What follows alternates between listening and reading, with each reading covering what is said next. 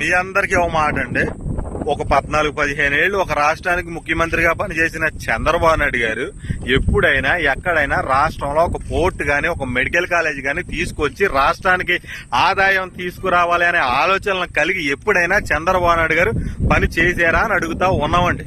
ఆయన ఎప్పుడు చూడు అమరావతి అమరావతి భ్రమరావతి అనుకుంటా అమరావతి రాజధాని పేరట అప్పులు చేసి బుక్కేసేసి నేనే విజనరీ అని చెప్పి పొలోమని డబ్బు వేసుకుంటా ఉంటారు ఈ కూటమి పార్టీ వాళ్ళు.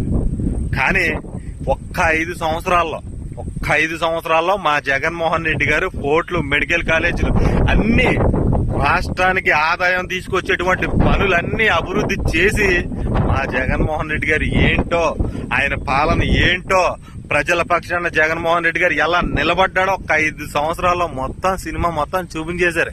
అది విజనరీ అంటే. ఏమీ చేయకపోయినా గానీ విజనరీ అని చెప్పుకునే మీరెక్కడ? అన్ని చేసినా గానీ ఇంకా ప్రజల కోసం ఆలోచించి ప్రజల కోసం తాపత్రయం పడే మా జగన్మోహన్ రెడ్డి గారు ఎక్కడ? ఎవరు విజనరీయో మీరే వీడియో కింద కామెంట్ చేయండి. ఉంటానండి.